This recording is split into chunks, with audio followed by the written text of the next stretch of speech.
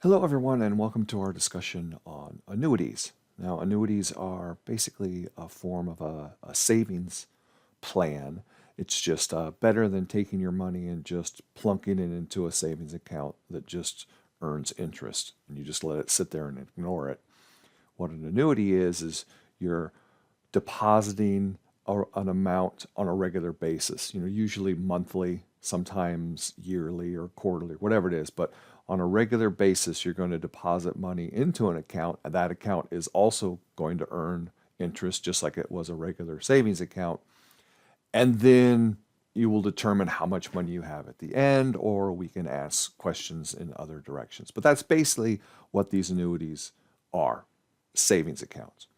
And there's a couple different types of annuities. There's the ordinary annuity, which answers the most common question of if we want to have, or if we have a certain amount of money that we can afford to deposit, how much will we then have in our account after a certain number of years? So basically, it's the idea of instead of doing the lump sum problem of, hey, if I just take some money, stick it in an account, let it sit there, how much will I have? This is, hey, if I make these periodic payments, how much money will I have? All right, so consider this situation where you know what your monthly payment is and you want to determine the future value. That's an annuity. If the payments are made into this interest-bearing account on regular intervals, so at the end of some time period, monthly, yearly, whatever, then we just call this an ordinary annuity, and we have a very ugly looking formula, but it's actually pretty simple. You've got A standing for the future value of your money, i.e. the amount that you will have in your account at the end of a certain amount of time. M is this periodic payment, and we put M because the most common type of payment is monthly, so M for monthly. R, of course, is always your interest rate in all of our financial formulas, and it's always interest rate as a decimal. N is the number, right, of payments that you're going to make per year. So if you're doing monthly, it's going to be 12. If you're doing yearly, it's just 1. And then T is the time in years that you're going to, do this.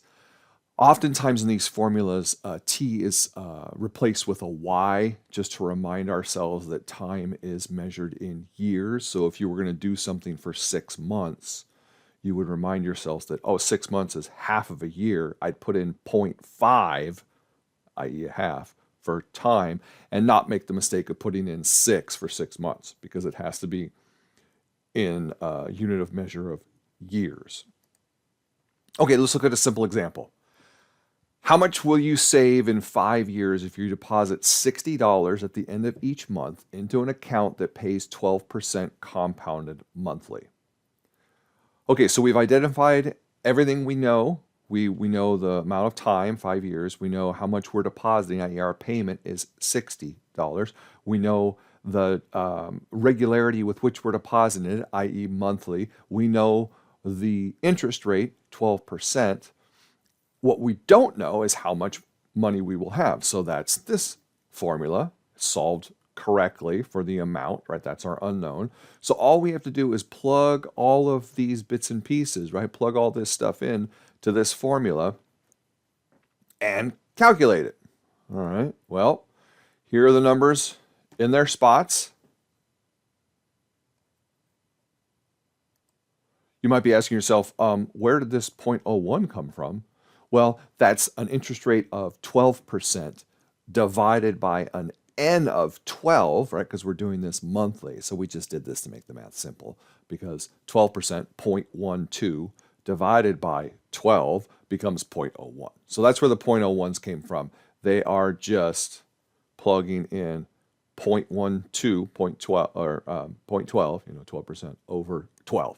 So 0.12 over 12, you can do that in your calculators. You can see that it comes out to 0.01. But in any case, you plug all that in, you calculate it out, And you get that the future value is just a little under 5,000, right? 4,900 and some change. So that is the basic formula for a basic annuity. Now, what if we have the opposite kind of question of, all right, I don't want to know how much money I'm going to have. Instead, I know that I need a certain amount of money in a certain amount of years, maybe for some big purchase I see coming up. So tell me how much I need to deposit. See how it's kind of in a reverse question. So mathematically speaking, sinking funds are identical to annuities. It's a terrible name for sinking fund. I don't think these things sound like a sinking fund at all, but it's the name that the financial people have given them. All it is an ordinary annuity that's has a different application. It's been solved for a different variable, right? A regular annuity is solved for the future amount. It answers the question, how much money will I have in my account in so many years if I deposit a set amount into it on some regular interval like monthly or yearly and I earn some set interest rate. For example, how much will I have when I retire in 40 years if I deposit $100 per month into an account that earns 6% interest? And by the way, that's a little under 200,000. However, we can ask the question kind of in the opposite direction, and we get a sinking fund that's solved for payment, because now it's asking the type of questions where we say, how much do I need to deposit into this account given a certain fixed interest rate in order to give me a certain total amount of money at the end of some amount of time, i.e., type of question would be, how much do I need to deposit each year into an account earning 4% in order to have $40,000 to buy a new car in 10 years? That seems like a more useful question to me, right? We've got a big purchase coming up. We want to buy a new car in 10 years. We assume that we're going to have to pay 40 grand for a new car because of how expensive cars are getting. We found this annuity savings plan offered from some bank or something that's going to pay us 4%. Not really that great, but probably about all you could find. And if we're going to do that, or if we're going to make regular payments to this thing for the next 10 years, how big do those payments have to be in order to be able to buy that $40,000 car in 10 years? And it works out to $3,331.64. Okay, so that's the difference between a regular or an ordinary annuity and what's called a sinking fund, which is a terrible name for just an annuity that you're asking the question in the other direction. Instead of how much money will I have at the end, you're asking the question, how much money do I need to deposit regularly now in order to reach my goal? Okay, so that's the difference between a regular annuity and a sinking fund. So let's look at kind of another specific example of a sinking fund and see where the numbers come from. So a similar example, you want to have $10,000 in 5 years. You found a better account that pays 8% compounded monthly. So we could think of just the present value formula for just a savings account. This is just a regular savings account. A present value function, the present value formula is just a savings account. It's basically a compound interest formula that is solved for our present value, right? We plug in the amount we will have, the future amount, the A. We plug in the interest rate. We plug in the number of compounds per year. We plug in years in time in terms of years, and it solves backwards for how much we need to basically deposit into this static savings account right now. So in this case, if we put everything in, it says if we just put $6,712.10 into a savings account that earned 8% compounded monthly and just let it sit there for 5 years, we would have the $10,000 we need. And we would have made, $3,300 roughly in interest. Well, most people don't have $6,700 just sitting around that they can put in a bank account and not touch it for 5 years. So that's not a real viable option. And when that's the case, we go to sinking funds instead, and we kind of take that idea of that 6,700 and we break it down into smaller pieces and go, okay, I'm just going to put a smaller amount in each month. And so we can take the standard annuity formula, and in this case, I just replaced R over N with I for interest, just to make the formula look less confusing, right? Less letters staring at us. So we take our standard annuity formula and we just do some simple algebra. Oh, I know, the dreaded A word. We're just going to move some letters around, right? So we're going to multiply both sides by I to get rid of that fraction. Then we're going to divide both sides by that big clump that's in the square brackets, because that's just a number. I mean, once you plug something in for I, N, and T and do the computations, it just comes out to a number. So we're just dividing both sides by that number, but we're just, leaving it in terms of all the little letters that represent that little number. And then there's our formula. If we substitute the R over N back in for the I, we get our sinking fund formula. Ta-da! It's literally the same formula as just a standard annuity formula. The only difference is we've algebraically moved some variables around. We now have it solved for our monthly payment as the answer we're going to get out of the formula, rather than being solved for A, the future amount that we would get as an answer when we plug all of our numbers in. Okay, so don't let all these formulas scare you. They usually kind of all boil down to one formula that's just been manipulated to look like a bunch of different formulas. And we can always use technology to do all of these questions for sure. I mean, we don't want to do these things by hand. So let's look deeper into this example of having 10,000 in 5 years. We could just say, oh, well, if we're going to make these monthly payments, we can just take 5 years times 12, and that would be 6 monthly payments, right? Sorry, 60 total monthly payments over that 5 years. So if we just took 10,000 and just divided it by 60, we would see that if we basically just took $166.67 and stuck it into a coffee can every month for the next 5 years, right? And it didn't earn any interest whatsoever, we would have 10,000 at the end of 5 years. But we're going to earn some interest. So we know that we should have to invest less because the interest is going to make up that difference. So in this sinking fund problem, we know that our future value is 10,000. Our interest rate is 0.08, right? 8% as a decimal. Our time is 5 because we're doing it for 5 years. And our N is 12 because we're making monthly payments, and there's 12 months in 1 year.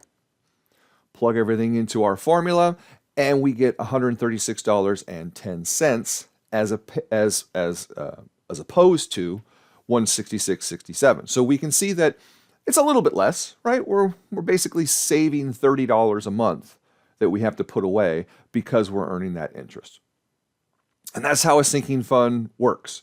All right, let's move on to payout annuities. And again, these are annuities. There's no difference in the overall idea of what's going on with the money. The big difference here is with payout annuities, instead of us putting money into a savings account and then having money at the end, this is almost like a reverse loan, and money is going to come back to us. So a common misconception is calling payout annuities sinking funds. And I personally, as I said earlier in this video, I think sinking funds is a stupid name. It's a terrible name. It's completely misleading as to what's happening with a sinking fund, because your funds are growing, not sinking, right? A sinking fund is just the same exact thing as a regular annuity, just asking the question instead of how much money will I have at the end. It's asking the question, if I know how much money I need, what do my payments need to be? But your money is still growing, right? So what's sinking there? That's a stupid name. To me, a payout annuity is more like a sinking fund, because with a payout annuity, you start with a certain amount and then you take regular withdrawals from it. You're taking money out of your account rather than putting money into it. You're taking money out of your account on a regular basis until at the end you will have a zero balance. So it's almost as if it's a reverse loan. It's kind of like you take your initial deposit and you give it to the bank and you say, okay, bank, here's my $40,000 or whatever it is. In return for me giving you this $40,000, you're going to let me withdraw, you're going to pay me back kind of loan payments of X amount of dollars per month for the next 20 years. And then at the end, we're all square. My account's zeroed out. It's like the bank has paid back their loan. So a payout annuity answers the question, if I have a certain amount of money saved up, how much can I withdraw on a regular basis from that amount of money if I know I have a fixed interest rate and a fixed amount of time I want to make those withdrawals? So for instance, if I have $1 million saved up when I retire, how much can I then withdraw monthly from that retirement account for the next 25 years, or the first 25 years of my retirement, if that retirement account is earning 6% interest? And by the way, the answer is $6,443.01, which if you do the math, if you multiply that by 25 by 12 for, the total amount of payments you're going to take out of this, right? You're going to take almost $6,500 a month, every month for 25 years. In the end, you will have taken out just shy of $2 million. It's $1,934,000 roughly. That's huge. You just basically doubled your money, right? You had only saved up $1 million, but by the time that extra 25 years has occurred, you've taken back almost $2 million. So that's the beauty of compound interest and the beauty of these kind of annuity savings plans. Okay, so again, if we want to withdraw a set amount of money each month, or yearly or quarterly, whatever it is, on some sort of set period of time, right? So a set interval of time, and we want to do that for a set period of time, i.e. 10 years, 18 months, whatever it happens to be, and then have a zero balance at the end, i.e. exhaust all of our money, then how much money do we need to have as our initial starting principal? Well, that's this formula. P sub 0, that's your initial starting principal. Previous example, that would have been the $1 million. The payment is the amount that we're going to withdraw. So when we figured it out, that was like 6,000 something, I think. And then the other thing is always the same, right? R is always interest rate, N is always number of compounds per year, usually 12 for monthly, and T is always number of years. Again, in some of these formulas, they do Y's instead of T's. But you can see this thing, the way this formula is written, it basically tells me if I know what the monthly payment I'm going to take out is, then how much money do I have to start with? So this is kind of a reverse of the question we asked with our previous example. So this example says, if you have $375,000 saved for in retirement, how much will you be able to withdraw each month for 20 years if your account earns 5% interest? You can see that, again, that doesn't match that formula, because this formula is solved for how much money our initial principal needs to be. This would answer the question, hey, if I want to take out $3,000 a month each month for 20 years, when I'm retired, and the account's going to earn 4% interest, then how much do I have to have saved up in order for that to happen? That's what that formula does. This is asking the question in reverse. Well, we could begin by estimating. If we weren't getting any interest at all, we would basically just have $375,000, right, that we saved up in our coffee can. And we're now going to take some money out of it each month for 20 years. How much can we take out each month? Well, duh, we just take 20 years times 12, gives us 240 total months. We take the 375,000, divide by 240, and we can take out a little bit over $1,500 a month. And then at the end, the coffee can is empty. However, if we plug it into our formula and then solve algebraically for payment, I know, the dreaded A word again, but now we've got all these numbers in all the bits and pieces. We can actually just create, do the calculations and have the numbers, and then we can just move the numbers around. But basically, we're going to multiply both sides by the reciprocal of that function, because you'll notice that payment times a bunch of junk over some junk is really payment times the fraction of all that junk. And if you want to get rid of a fraction, right, you just multiply by its reciprocal. Right? If you want to get rid of a half, you multiply by 2, which is 2 over 1. You could also think of it as just multiplying both sides by the bottom of the fraction and then dividing both sides by the top of the fraction. In either case, to solve for payment, to get payment isolated so that it answers the question we want to answer, we manipulate it, we move some numbers around, then we do the math, and then we get the answer of 2272.43, which is a lot more than the 1562, right? It's a little over $700 more per month. That's huge. That's interest. That's how that works. So what this tells us is when we move these formulas around and we solve for payment, we actually get the exact same formula as the formula we'll see in another video for loan payments. Because like I said, we're basically just letting the bank loan our money, right? So instead of borrowing money from the bank and us paying it back, we're in essence letting the bank loan our money and they're paying us back. So this formula down below is an amortization formula, i.e. a loan payment formula, where P is the amount of the loan, right? And M is your monthly payment. And of course, R, N, and T are the same things that they always are. And you can see that this is the exact same formula we got. We just called it something else. Instead of P being the starting principal of your loan, P sub 0 is the initial amount of money deposited in your annuity, in your reverse annuity thingy. And then instead of M for monthly payment, we just called it PMT for payment. It's the same darn thing. So it's the same darn formula. Okay, let's look at an example.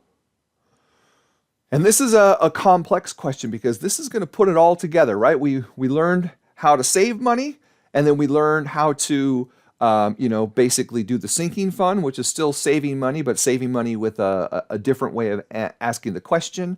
And then we looked at the idea of withdrawing money on a regular basis, kind of this reverse loan idea. Well, this question puts it all together. And think about this. This is a typical question. I mean, this is something that you guys should all be asking yourselves. If you want to be able to take out $40,000 each year from your savings account for 20 years after you retire. So the idea is you're going to retire, so you're no longer making money, right? You no longer have what's called an active income. You just have a passive income, i.e. interest and things like that.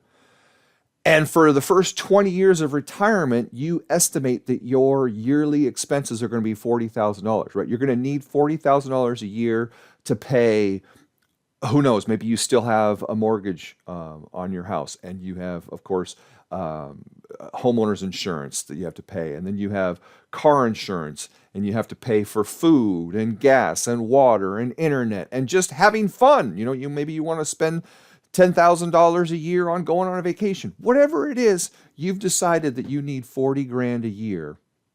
And you've also decided that you only need that for the first 20 years of retirement. Maybe after those 20 years, you're going to have, you're going to need to spend less money so you can rely on something else. Maybe you just decided that you're hoping you're only going to live for 20 years. A little morbid thought, but maybe that's what that is. But for some reason, you think you only need 20 years worth of retirement income. And you expect to retire in 25 years. So 25 years from now, you're going to stop working, and then that's going to start the clock. And for the next 20 years, you're going to withdraw this $40,000 a year. Now, if you found a nice retirement investment account that pays you 10%, it's pretty good. How much will you need to deposit each year into it right now for the next 25 years while you're still working, so that you'll have enough money to take that $40,000 out every year for your 20 years of retirement. So it's kind of a two-step process. It's a two-step question. The first thing is figuring out how much money we would need in our account in order to do this reverse loan thing and take $40,000 out a year each year for 20 years, i.e., that's a payout annuity formula. And in this case, it's actually, the question is perfectly matched to the original payout annuity formula, i.e., we know what our payments are. We're going to take $40,000 out each year. We know what the interest rate is, 10%. We know what N is, since we're taking it out yearly. N is 1, and we know how long we're going to do that, 20 years for T. What we don't know is how much money we need to start with, i.e. our P sub 0. So this is solved perfectly for P sub 0. Now, if you have watched my other videos and you have created your calculators in Google Sheets or Excel, you'll have something that looks like these all set up. And your payment annuity, right, solved for P sub 0, i.e. it's going to produce an answer that tells us what the initial principal should be. We put in 40,000 because that's how much we're going to take out. We're earning 10%, right? We're going to take that money out once per year. We're going to do it for 20 years, and it tells us that we need a little over $340,000 in our account. Okay, so now that we know that, we can go back and solve the second part. So in part 2, we now know that we need this $340,542.55, right? A little over $340,000. We need that to be saved up in our retirement account so that we can take those $40,000 payments out each year for 20 years. So in the second part of the question, we need to figure out how much we need to start saving now so that we'll have that much money when we retire in 25 years, again, if we're still earning that 10% on our deposits. So that's just an ordinary annuity formula that's solved for payment, i.e., that's our friend, the sinking fund, the thing with the terrible name. So we can use the payout annuity formula from part 1 to model the money that the annuity will pay out to us for 20 years when we retire. But now we want to use the regular annuity formula to figure out how much money we need to deposit into our annuity for the next 25 years so that we will have enough money to do that fixed yearly income when we're retired. So what do we know? We know the amount of money we need. We know that A is 340, 542.55. We know our interest rate is 10%. We know our N is still 1, right? We're still depositing yearly. And by the way, we could have changed the scenario and said, how much do we need to deposit every month for the next 20 years? Because these are two separate formulas. So we could have had a different N. Hell, we could have had a different R, right? Maybe we found a savings account that gave us one interest rate, and then, we're assuming that in 25 years when we retire, the interest rate's going to switch and become 10%. There's all of these things could change, but we're going to assume this interest rate stays the same, and we're just going to assume that we're still only going to make yearly deposits. I personally would have changed this to 12 for my example, because it's usually more logical and more real worldly to make monthly deposits into annuities. That's what most people do. But anyhow, and then our T is 25 years. We're doing it for 25 years. Plug all those bits and pieces into our formula, or go back to our Google Sheets and plug it into our Google Sheets, right? So here's the amount we need, right? This is just a regular, remember we're back to just a regular annuities now, and it's solved for payment. So we know how much we need, we know our interest rate, we're doing it once per year, we're doing it for 25 years. This is how much we would need to invest, right? That's how much we would need to deposit each year into our annuity. So basically, we're going to pay in a little under $3,500 per year. Remember, this is still per year for 25 years. And then when we retire, we'll be able to take out $40,000 a year for 20 years. Now, granted, it's 20 instead of 25, but that's still a huge difference. In fact, if you do the math, The total amount of money we will have deposited into our annuity is just the 3,400, right? Times the number per year, 1, times the number of years, 25. We'll put in basically 86,566.53. That's not even a basic. That's exactly how much we would have deposited into it. And at the end of that 25 years, we would have 340,000 and change for basically an earning of $250,000. We made over $250,000 in interest in that 25 years. Then, if we want to take it a step further, we take that 340,000 and we now start taking yearly payments of 40 grand for 20 years, i.e., we have taken out, right? By the time we're done, we will have taken out, withdrawn $800,000. 40,000 for 20 years. That's a grand total of almost $460,000 in interest just on the 340 that we invested, right? But remember, the 340 is how much we had after 25 years with all the interest, right? That was how much we basically were thinking that was like almost like an initial deposit.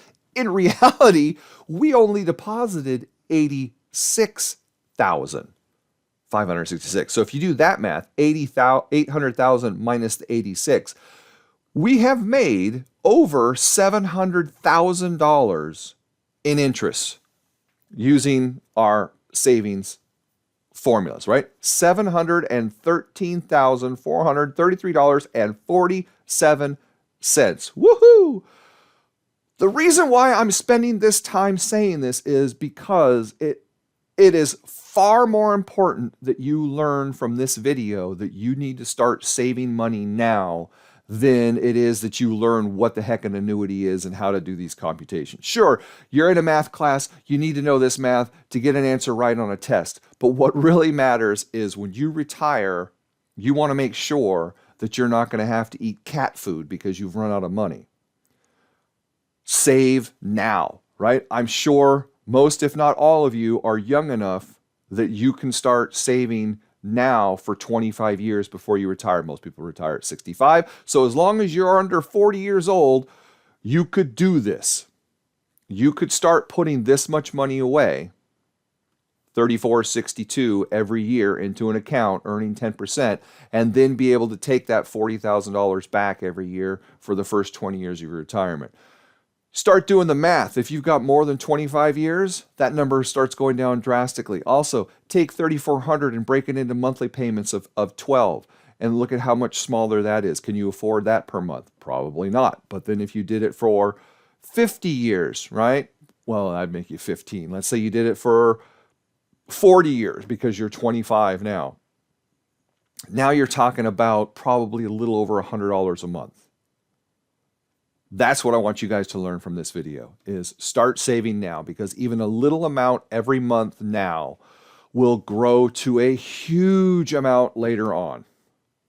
And if you can afford to not touch it, right? I'm sure life happens, maybe 10 years down the road, you got to take 50,000 out of it for some sort of large expense, like maybe you're buying a house or something. But if you can just leave it be and not touch it, boy, oh boy, it's going to make your retirement so much easier. Okay, so enough of my soapbox speeches. Hopefully this helped you understand, the difference between a regular annuity and a sinking fund, which are really the same darn thing. It's just one is solved for payment and one is solved for future amount.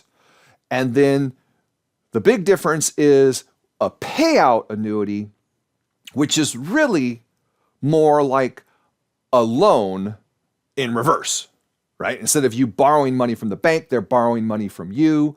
And then we're asking either the question of how much money or what's the payment. So again, it's always money versus payment, same formula solved for a different variable. And in these two cases, the two different formulas are really the annuity and then the loan formula. Okay, that's everything I got for you.